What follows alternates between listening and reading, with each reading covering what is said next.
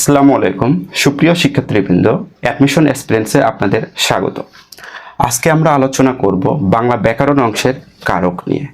আচ্ছা, এখানে মোট আমাদের প্রায় 4 থেকে 5টা গুরুত্বপূর্ণ বা একটু কঠিন আছে, তাদের ভিতর সবচেয়ে কারক হলো একটি। তাহলে আমরা আজকে যেহেতু আমাদের বিষয় কারক, তাহলে আমরা প্রথমে জানবো এই কারকটা কি। হ্যাঁ, তাহলে এই কারক আমরা প্রথমে জানবো এর অর্থটা কি। কারক শব্দের অর্থ হলো যা ক্রিয়া সম্পাদন করে, যা ক্রিয়া সম্পাদন করে। আচ্ছা, তাহলে এখানে এই যাটাই হলো কারক। দেন আমরা একটু ভাবে বলবো ক্রিয়া সম্পাদনের মানে ক্রিয়াপদের সঙ্গে নামপদের যে সম্পর্ক সেটাই হলো কারক। যেমন ক্রিয়াপদ, আচ্ছা ক্রিয়াপদের সঙ্গে নামপদের যে সম্পর্ক, নাম পদের যে সম্পর্ক এটাই হলো কারক। তাহলে ক্রিয়াপদের সঙ্গে নামপদের যে সম্পর্ক, তাহলে এখানে ক্রিয়াপদের সঙ্গে নামপদ, তাহলে এই নামপদটা কি আমরা এখানে দেখব।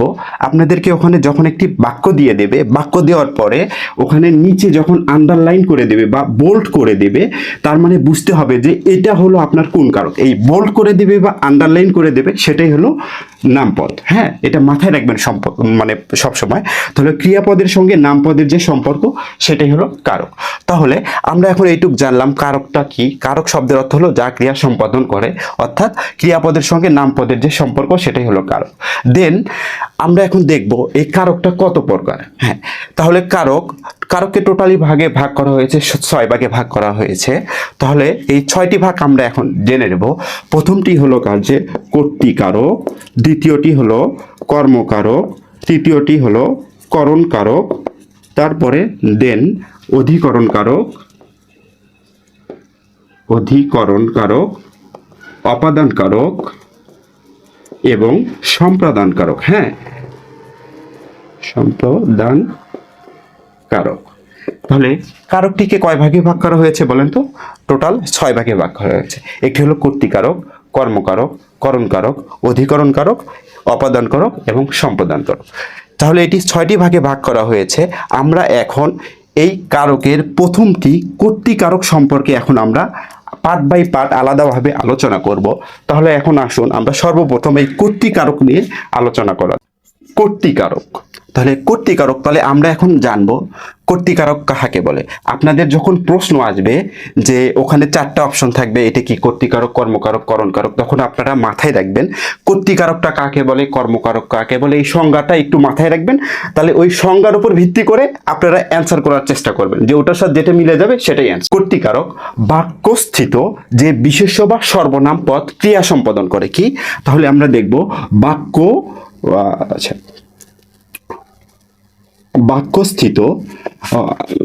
বাক্যস্থিত যে বিশেষ্য বা সর্বনাম পদ কি করে বলেন তো? বিশেষ্য বা সর্বনাম পদ ক্রিয়া সম্পাদন করে, তাকে কর্তৃকারক বলে। এখানে দেখেন বাক্যই অবস্থিত যে বিশেষ্য মানে কি আমরা বলবো যেটা দ্বারা নাম বোঝায়, আর সর্বনাম কি হবে? নামের পরিবর্তে, যেমন হলো আমি, তুমি, সে, এইটা হলো সর্বনাম। তাহলে বাক্যস্থিত বিশেষ্য এবং সর্বনাম পদ ক্রিয়া সম্পাদন করে। তাহলে আমরা প্রথমে জানছিলাম যে কারক হলো যা ক্রিয়া সম্পাদন করে, সেটাই হলো কারক। তাহলে এখানে বাক্যস্থিত যে বিশেষ্য বা সর্বনাম পদ ক্রিয়া সম্পাদন করে সেটাই হবে কর্তৃকারক। তাহলে এখন আমরা এখানেও এখানে আমরা এখন দেখব কর্তৃকারকের প্রকারভেদ। কর্তৃকারককে কয় ভাগে ভাগ করা হয়েছে? কর্তৃকারককে টোটালি 4 ভাগে ভাগ করা হয়েছে। তার প্রথম হলো মুখ্য কর্তা। কি কর্তা বলেন তো? মুখ্য কর্তা। এখানে এখন আসুন, তাহলে মুখ্য কর্তাটা কি হবে? যে নিজে নিজে ক্রিয়া সম্পাদন করে। কি করে বলেন তো? যে নিজে নিজে ক্রিয়া সম্পাদন করে। তাহলে তাকে কি বলবে? যে নিজেই ক্রিয়া সম্পাদন করে বা শেষ করে বা কমপ্লিট করে, তাকে কি বলবে? মুখ্য কর্তা। এখন আমরা তাহলে এটা জানলাম যে নিজে নিজে ক্রিয়া সম্পাদন করে, তাকে মুখ্য কর্তা বলে। এখন এটার উদাহরণ আমরা একটু দেই। যেমন সাপোজ ধরেন এখানে তুষার ভাইয়া ফুটবল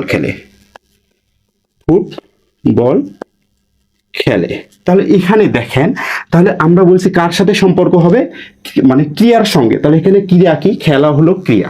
তাহলে এখানে নামপদ, আমরা বলছি নামপদের সঙ্গে ক্রিয়াপদের যে সম্পর্ক, তাহলে এখানে যদি আন্ডারলাইন করে দেওয়া থাকে তুষার ভাই আ, তাহলে তুষার ভাইয়ের নিচে যদি আন্ডারলাইন করে দেওয়া থাকে, তাহলে তুষার ভাইয়াটা কি হবে বলেন তো? তুষার ভাইয়া এই ফুটবল খেলার কাজটা কিন্তু তুষার ভাইয়া একা একা নিজে নিজেই করতেছে, কারো সাহায্য কিন্তু করতেছে না। ওই ফুটবল খেলার কাজ করতেছে তুষার ভাইয়া। তাহলে এখানে তুষার ভাইয়া কি হবে বলেন তো? মুখ্য কর্তা। আরেকটা এক্সাম্পলে আমরা আসি, এখানে আসেন, সাপোজ ধরেন সুমাইয়া আপু ফুল তোলে। তাহলে এখানে দেখেন সুমাইয়া আপু ফুল তোলে, তাহলে এখানে মানে ক্রিয়া কোনটা, তোলা হলো কিন্তু কাজ। হ্যাঁ ঠিক আছে, তাহলে এখানে যদি আন্ডারলাইন করে দেওয়া আছে তাহলে আপনারা বলেন এটা কি হবে, সুমাইয়া আপু ফুল তোলে। তাহলে কে ফুল তোলে? সুমাইয়া আপু। তাহলে এই ফুল তোলার কাজ কিন্তু সুমাইয়া আপু তার বান্ধবীদেরকে নিয়ে কিন্তু করাইতেছে না, এটা কে করতেছে, সে নিজে নিজেই ফুল তোলার কাজটি করতেছে। সো এখানে সুমাইয়া আপু অ্যান্ড এখানে তুষার ভাইয়া, এটা কি কারক বলেন তো? এটা হলো মুখ্য কর্তা। ঠিক আছে, মুখ্য কর্তা কারক। দেন মুখ্য কর্তার পরে পরবর্তীতে আমরা আরেকটি কারক, মানে এই কর্তৃকারকের প্রকারভেদ পাবো, যেহেতু টোটাল প্রকারভেদ হলো 4 প্রকার। একটা হলো মুখ্য কর্তা, দেন প্রযোজক কর্তা, কি কর্তা?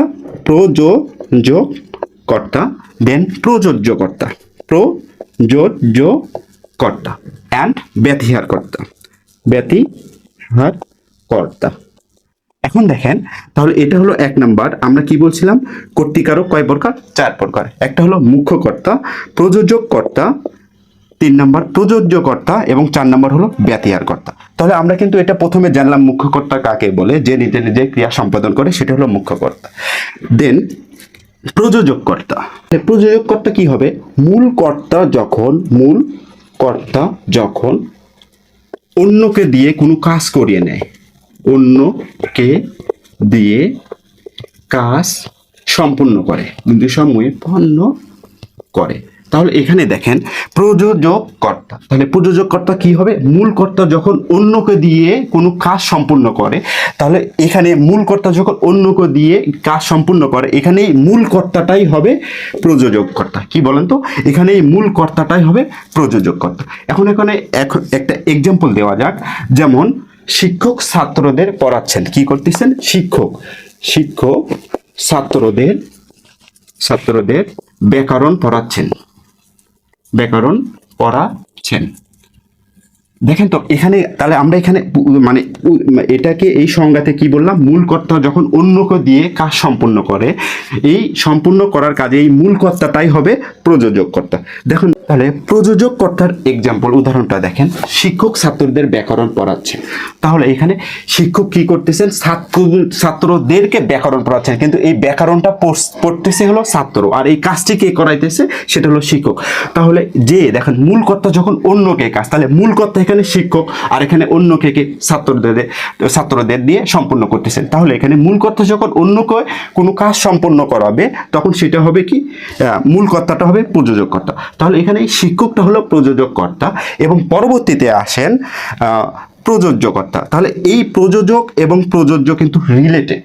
হ্যাঁ, একটা জিনিস মাথায় রাখবেন, প্রযোজক বের করতে পারলেই আপনি কি করবেন? প্রযোজ্য কর্তাটা বের করতে পারবেন। প্রযোজ্য কর্তা দেখেন, এখানে দেখেন মূল কর্তার করণীয় কাজ যাদেরকে দিয়ে সম্পাদন করা হয়। তাহলে কি? মূল কর্তার করণীয় কাজ যাদেরকে দিয়ে সম্পূর্ণ করা হয়। এখানে যাদেরকে দিয়ে সম্পন্ন করা হয়, এখানে এই যাদেরকে, এটাই হবে প্রযোজ্য কর্তা। তাহলে এখানে যাদেরকে দেখেন, তাহলে কি হবে? এই সেন্টেন্সের ভিতরেই দেখেন, তাহলে এই ছাত্ররা, তাহলে মূল কর্তা এখানে ছিল হলো শিক্ষক। তাহলে মূল কর্তার করণীয় কাজ, এখানে করণীয় কাজ কি? পড়ানো। এটা কাদেরকে দিয়ে সম্পাদন করানো হয়েছে? ছাত্রদেরকে দিয়ে সম্পাদন করা হয়েছে। তাহলে এই ছাত্রটাই কি হবে? প্রযোজ্য কর্তা। তাহলে আমরা আবার একটু এক্সপ্লেন করি। দেখেন মুখ্য কর্তা, তাহলে মুখ্য কর্তা কি হবে? যে ক্রিয়া নিজে নিজে সম্পাদন করে, সেটা হলো মুখ্য কর্তা। প্রযোজক কর্তা কি হবে? মূল কর্তা যখন অন্যকে দিয়ে কাজ সম্পন্ন করে, এখানে এই মূল কর্তাটা কি হলো? প্রযোজক কর্তা। এবং মূল কর্তার করণীয় কাজ যাদেরকে দিয়ে করানো হয়, সেটা হলো প্রযোজ্য কর্তা। এটা বুঝতে পেরেছেন? এটা আপনারা একটু জাস্ট ভালো করে দেখবেন, ইনশাল্লাহ কখনো ভুলবেন না। দেন পরবর্তীতে লাস্টে আসেন, এটা হলো ব্যতিহার কর্তা। ব্যতিহার কর্তাটা কি রকম বা কাকে বলে?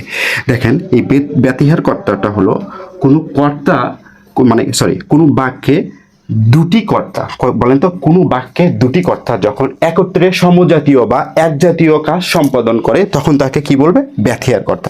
আচ্ছা, আমরা একটু লিখি, কোনো বাক্যে দুটি কর্তা, কয়টি কর্তা বলেন তো? দুটি কর্তা। কোনো বাক্যে দুটি কর্তা এক জাতীয় কাজ, এক জাতীয় কাজ বা সমজাতীয় কাজ সম্পূর্ণ করে, সমজাতীয় কাজ সম্পূর্ণ করে, তখন তাকে কি বলবে? তখন তাকে ব্যতিহার কর্তা বলে। এটার এক্সাম্পল আমরা এখন দেখি। বাঘে মহিষে এক ঘাটে জল খায়। দেখেন এখানে কি বলেছে? কোনো বাক্যের দুটি কর্তা। তাহলে এখানে যদি এক্সাম্পল আমরা দেখি, বাঘে মহিষে এক ঘাটে জল খায়, তাহলে এখানে দেখেন, তাহলে কোনো বাক্যের দুটি কর্তা এক জাতীয় বা সমজাতীয় কাজ সম্পূর্ণ করে তখন তাকে কি বলবো? ব্যতিহার কর্তা। এক্সাম্পল, বাঘে মহিষে এক ঘাটে জল খায়। দেখেন তো এখানে খাওয়া কি, জল খাওয়ার কাজটি কে কে করছে? বাঘ এবং মহিষ। তাহলে এখানে কিন্তু সমজাতীয় কাজ কি? জল খাওয়া। এই বাঘও কিন্তু জল খাইতেছে, মহিষও কিন্তু জল খাইতেছে, ঠিক আছে? তাহলে এটা সমজাতীয় কাজ হইলো না? তাহলে যখন এখানে আমরা কি দেখলাম? কোনো বাক্যে দুটি কর্তা, তাহলে এখানে বাঘ এবং মহিষ দুটি কর্তা, দুটি রয়েছে। তাহলে বাক্যের দুটি কর্তা এক জাতীয়, এই জল খাওয়ার কাজ কিন্তু এই বাঘও করতেছে, মহিষও করতেছে। সো আমরা এখানে বলতে পারবো যে কোনো বাক্যের দুটি কর্তা এক জাতীয় বা সমজাতীয় কাজ যখন সম্পূর্ণ করে তখন তাকে ব্যতিহার কর্তা বলে। আরেকটা এক্সাম্পল বলা যায়, যেমন রাজাই রাজাই লড়াই। তাহলে এটা কি?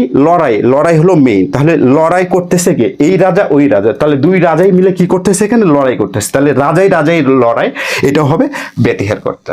এই হলো কারকের, কর্তৃকারকের ক্লাস। এবং এর বাদবাকি যে 5টি আরো প্রকারভেদ রয়েছে সবগুলো আমরা পার্ট বাই পার্ট আপনাদেরকে প্রোভাইড করব। আপনারা আমাদের অ্যাডমিশন এক্সপিরিয়েন্সের সাথেই থাকুন, ইনশাল্লাহ আমরা ভালোভাবে আপনাদেরকে ডেলিভারি করব।